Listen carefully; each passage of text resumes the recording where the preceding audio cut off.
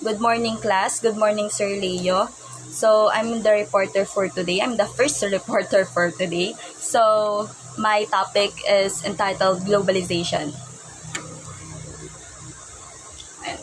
Introduction, globalization. It is said to be an undeniable part of our everyday life. We are said to be living in a global age.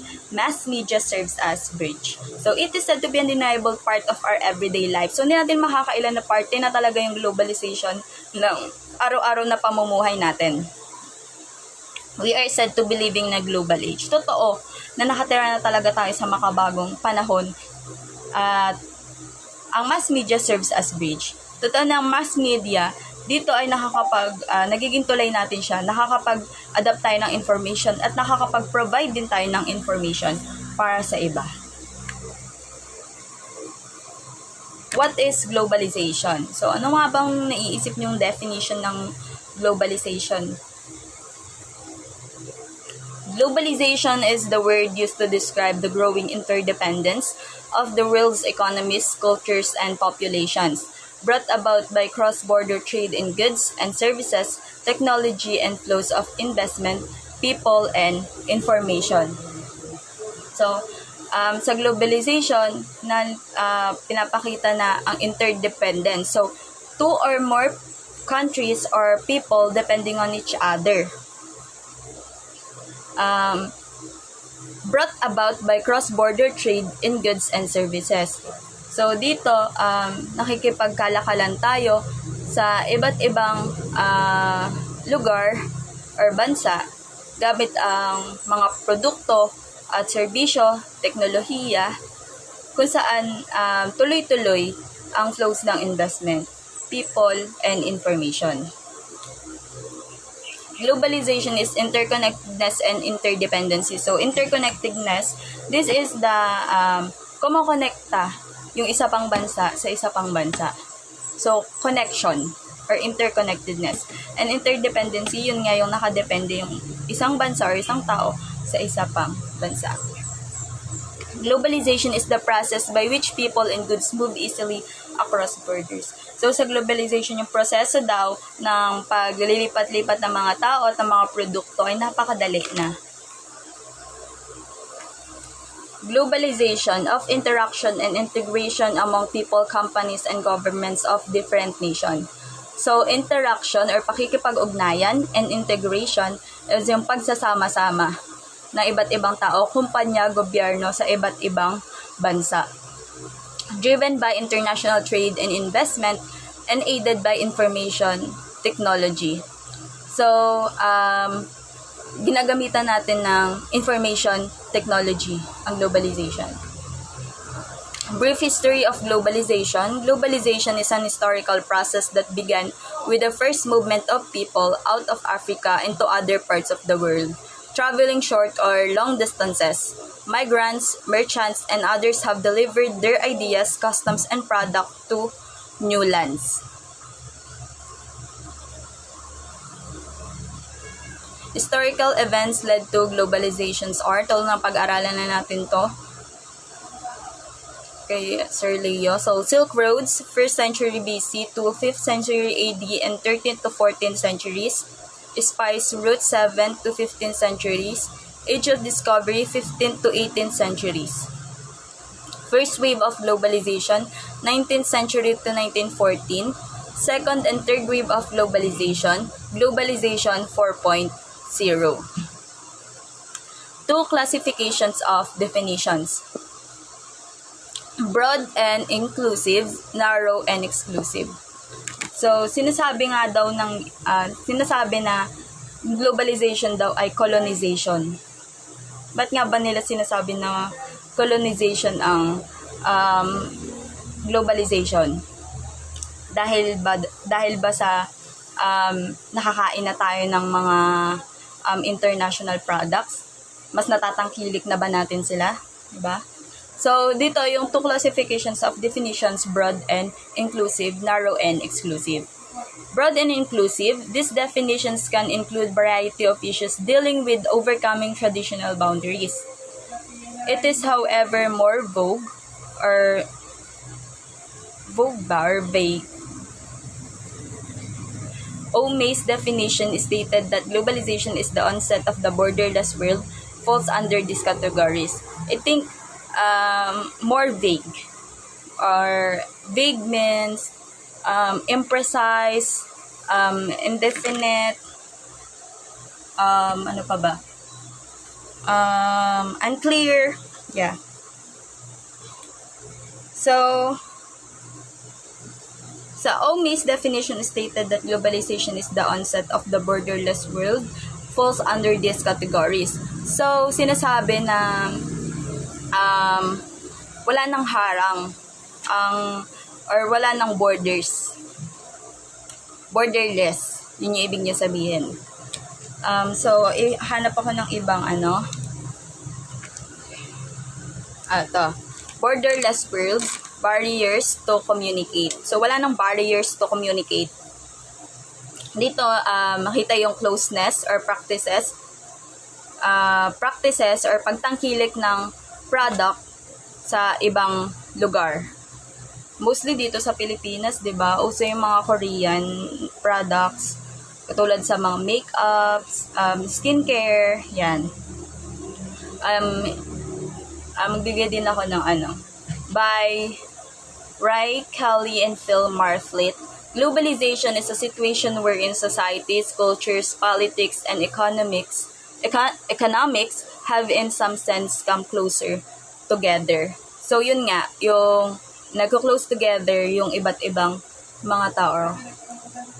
Dahil mas naiintindihan natin yung mga kultura nila, yung politika nila, yung ekonomiya nila.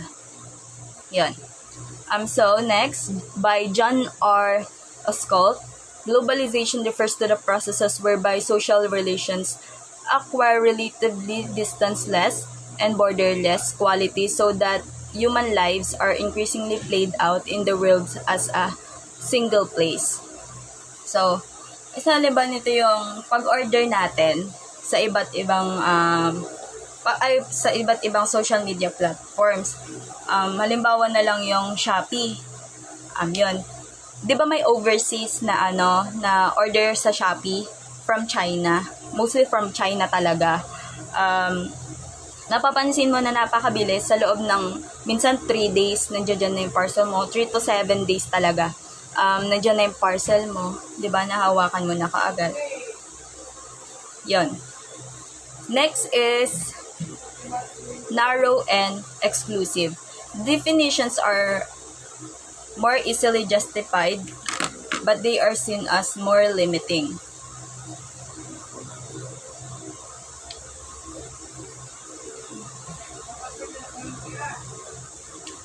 By Robert Cox, globalization is characterized by the internationalizing of production, the new international division of labor, migration from south and north, and a competitive environment which increases processes such as manufacturing of goods and commodities. Or yung pagtangkilik natin, di ba pag nagtatangkilik tayo ng ibang products, or tinatangkilik yung product natin ng ibang bansa or ibang lugar, di ba parang magkakaroon ka ng idea na i-improve pa yung product mo? Di ba? Para mas lalo siyang tangkilikin. So, i-improve mo pa. Magkakaroon ka pa ng more ideas. Lalo na ngayon na maraming lumalabas sa social media, marami tayong natututunan, magkakaroon ka talaga ng maraming idea. So next, by Rook and Kuzul Wright, 1996, globalization is a process in which the production and financial structures of countries are becoming interlinked by increasing number of cross-border transactions to create an international division of labor in which national wealth creation comes, increasingly to depend on economic agents in other countries. So, dito, yung financial structures daw. So, financial structure, from exporting and importing products. So, sa different countries na nagjo-join together, di ba, may increase din yung financial status. Siyempre, tulad ng China, malaki na yung, pansin mo, di ba, mayaman yung China kasi nga, they are more on businesses. Mas gusto nila yung magbe-business sila. Kaya, di ba, sa Pilipinas is maraming mga Chinese na nagtatayo ng product dito, lalo na sa Manila.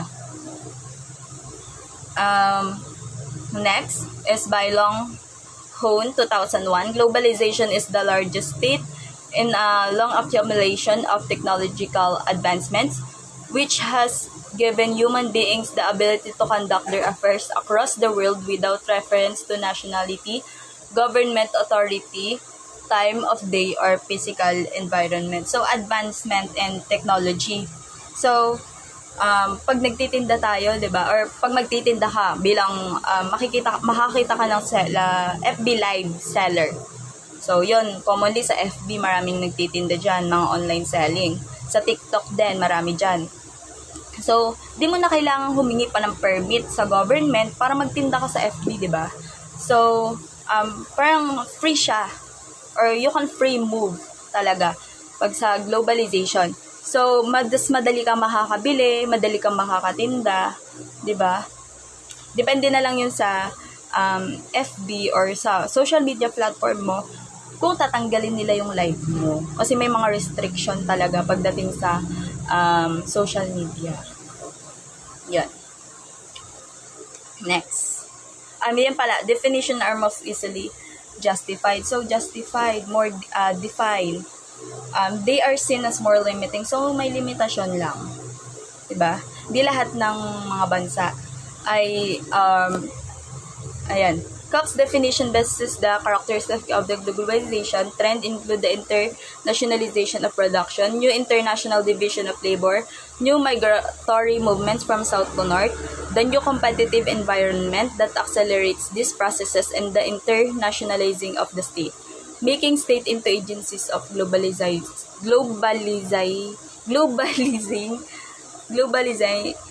world. Nabulol.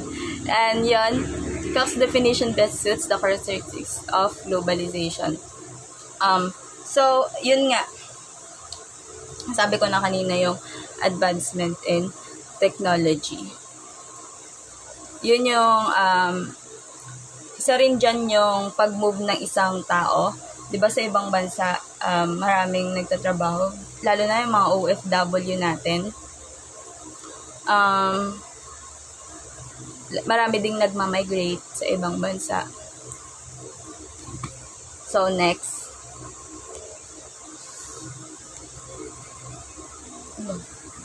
Yan, metaphors. So, metaphors na tayo.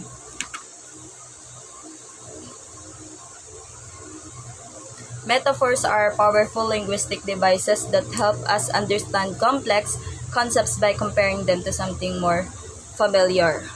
So, sinasabi yung metaphors, napaka-powerful na word ng isang metaphor, no? So, sinasabi na linguistic devices. So, powerful linguistic devices. Dito mas naiintindihan natin yung mas malalalim na konsepto daw or yung mas komplikadong konsepto by ikukumpara natin siya to something na meron tayong knowledge or something familiar sa atin. Solid. So, first is the metaphors is the solid. Solid or solidity are the barriers which prevent or make movement difficult. This includes man-made barriers as well as natural barriers have a tendency to melt. So, solids or solidity. So, ito yung mga barriers daw. Maybe it will be physical barriers or man-made barriers or we can say natural barriers. Yan. Isang halimbawa nito yung mga walls, fences, isa nito yung Great Wall of China, yon. Barriers yon. 'Di ba? Bakit nga ba nila tinayo yung Great Wall of China, 'di ba? Alam ko tinayo yun para sa mga kalaban eh. Nabasa ko lang dati. Tapos isa ring barrier diyan. Noon talaga may barrier. Halimbawa na lang yung sa European countries or Europe countries. European countries. Halimbawa na lang sa Mexico and USA. Di ba may barriers doon? So, hirap na hirap talaga dati yung mga Mexican na makapunta doon. So, mahirap pag may barriers or mahumahad lang. Ganon. May hindrance. Hindi naman lahat na barriers lang is yung mga wall, no, barriers din yung mga tao, diba? Kung pinipigilan ka, lalo na ng gobyerno, so hindi ka makakapunta talaga. Depende yun talaga sa gobyerno kung tatanggapin ka nila doon sa lugar nila. So, sinasabi rin na natural barriers daw. Ito yung mga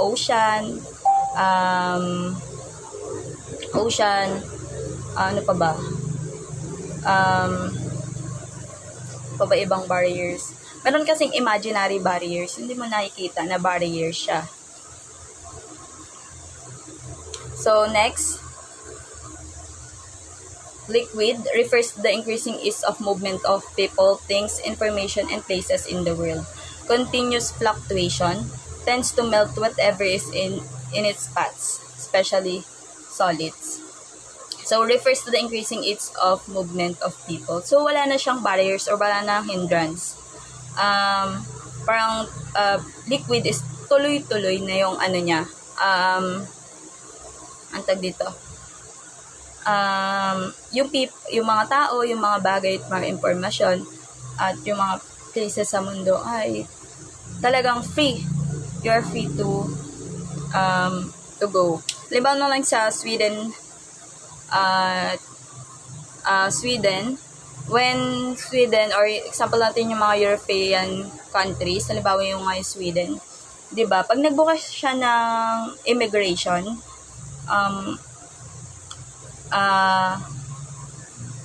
pag nagbukas ng immigration yung Sweden, so asahan mo na magbubukas din yung iba't ibang bansa, katulad ng Norway, o yung mga European countries nga. Kasi nga, kung gusto mo rin makapunta sa kanila, parang, di ba, bubuksan mo din yung immigration mo. Parang ganun. Ano pa ba? Next. Flows.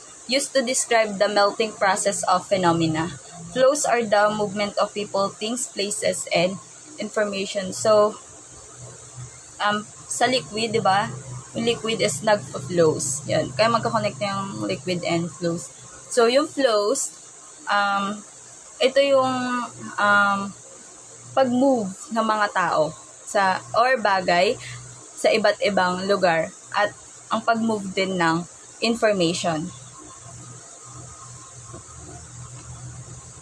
Halimbawa na lang nito is yung COVID-19, 'di ba? Originated talaga siya from China. So, paano ba siya kumalat? Syempre, may mga Filipino na nandoon or may mga tourist na galing din doon tapos pumunta sa atin sa Pilipinas. So, talagang magkakanda hawa-hawa tayo, 'di ba? Kasi nga open yung kanilang lugar.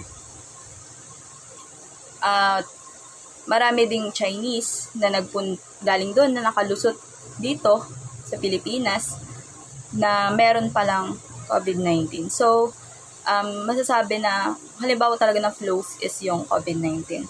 So, isa pang halimbawa is yung sa flows is yung isang tao yung nagta-travel lang for enjoyment, yung iba naman gusto nang tumira doon. Yan. Or business. Yan. So, sinasabi na noon daw, nung panahon ni Trump, ni President Trump, so, ayaw niya ng mga immigrants, no? Kasi nga, gusto niya na, marami din kasi talagang mga US citizen na walang work. So, gusto niya na talagang makinabang is yung mga US citizen sa mga trabaho sa ibang bansa. Nung panahon niya yun. So, sa information naman, sa flows, halimbawa ng information is yung, ano ba? Black Lives Matter. Alam niyo ba yung word na yun? Yun, isang information. Simula nun, di ba, naglumabas yung information na yun nung namatay si George Floyd. Sinasabi na dito yung racism. Di ba? Black Lives Matter. So, ang sinasabi is racism. So, uso yung mga racism nun, doon lumabas yung mga iba't ibang issues about racism. So, talaga na dapat hindi tayo mag-discriminate na mga kapwa natin. Diba? Kahit man iba yung kulay nila or anyo nila, we still people of the nations. So, dapat sama-sama tayo or dapat magtutulungan tayo. Yun yung isang magandang halimbawa ng globalization, yung pakikipagtulungan o pakikipag-ugnayan. 'Di ba? Kasi 'di ba pag may pakikipag-ugnayan ka is magkakaintindihan kayo. Next, there are several types of globalization. First is the economic globalization, which refers to the increased integration of global markets for goods, services, and capital. This can lead to increased trade and investment as well as greater competition and efficiency. So, sinama ko lang tong types of globalization, pero ang topic ko lang is definitions and metaphors. So, yan, economic globalization. Next is cultural globalization, which refers to the spread of ideas, values, and customs around the world. This can lead increased understanding and appreciation of different cultures as well as greater diversity and creativity. 3 is political globalization, which refers to the increased cooperation and interdependence of countries on issues of global concerns such as security, human rights, and environment. This can lead to greater stability and prosperity as well as to more effective responses to global challenges. Social globalization, number 4, which refers to the increased movement of people around the world, including migration, tourism, and the spread of diaspora communities. This can lead greater cultural exchange and understanding as well as greater economic and educational opportunities. Overall, globalization can bring both opportunities and challenges, and its effects can vary depending on a country's level of development and policies it adapts to manage the process. So, yung globalizations ay mayroong opportunities at may mga challenge talaga. Nakadepende na lang yung epekto nito sa country na yun. So, thank you. This is the end of my topic. Bye!